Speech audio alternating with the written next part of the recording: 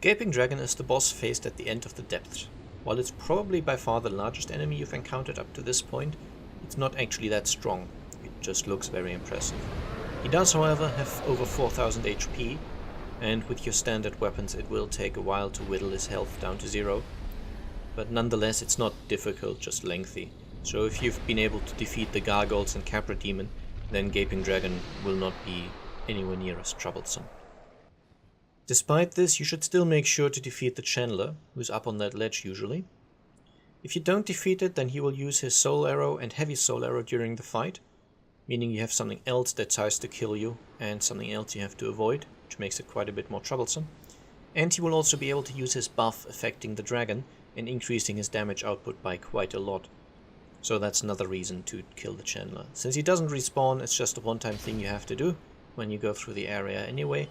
You can look at part 9 of my walkthrough to see exactly where the Chandler is and how best to kill him. There is also the option of summoning Knights Solaire and Lautrec. Their summon signs are here and on the other side of the pillar respectively, but neither are really any good against the boss. Their damage is not great and they tend to die very quickly, so in the end the major effect will be that the boss has more health and resistance because you have summoned help. So I would strongly advise going against the boss solo instead of summoning, unless you want to summon other players, of course. Since blocking is not a good strategy against this fight, you should two-hand your main weapon, because this will increase your damage output and the boss fight takes long enough as it is. In addition to this, you can buy gold pine resins from Domhall of Xena. He is sitting right outside the gate to Blighttown, which I've shown you in part 9 of the walkthrough as well. Applying this to your weapon will increase its damage by a set amount of lightning damage, and the Gaping Dragon is quite weak to lightning, so this is a good way to also improve your damage noticeably.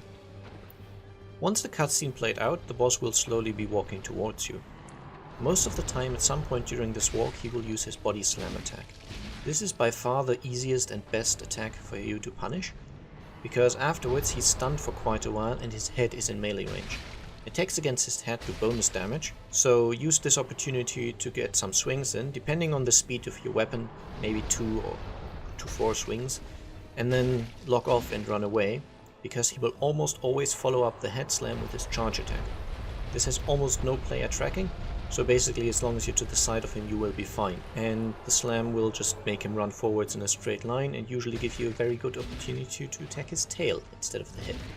Now the tail doesn't take bonus damage, but it is one of those special boss tails that can be cut off.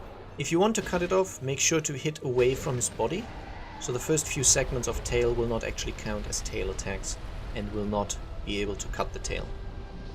Once you have cut the tail off, you will get the Dragon King Great Axe. Once again, this is another special weapon which requires a lot of strength to wield and which is not very likely to be of much use to you at this point, but if you want to collect all the weapons, this is the only way to get the Dragon King Great Axe. So my recommended strategy is to only punish those 2 attacks I've just mentioned and just avoid the other ones. I will now walk you through how each of the other attacks work and how best to not be damaged by them, and generally as you go through the boss fight you will use a variety of attacks, but it's quite easy to just avoid all of them except for the head slam and the charge, and if you just punish these then you will get the kill quite safely and quite easily. Firstly, if you're very close to him, he will do a triple stomp with his left leg. This is very short ranged and will be quite easy to avoid if you just walk away from him at a brisk pace. He can also do a swipe attack with his left arm. You can avoid this quite easily either by rolling through it or by sticking to his right side. The boss will also use his tail for a swipe attack. This has quite a lot of range, which you usually won't have time to get out of, so I would advise rolling through it. Note that even if you roll, you may still be pushed around by it, but you will avoid all the damage.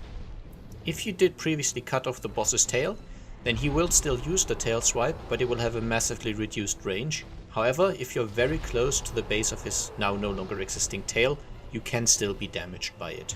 While Gaping Dragon cannot fly properly with his little wings, he can still use them to assist in jump attacks. There are 2 versions of this. One is used mostly for him to reposition himself in front of you. This has not very much player tracking and tends to not be used at a very large range. The other version has a longer range and more player tracking and is him attempting to land on top of you. If this happens, it does quite a bit of damage. But both of these attacks can usually be avoided by just running in a straight line away from the point where you stood when he initiated the attack. When the boss has been reduced to around 50% HP, he will start using an additional attack. If you see this jiggling animation here, this is really the only time during the fight where you want to get a lot of distance, because this announces his vomit attack, and he spews out a puddle of acid, which corrodes your equipment.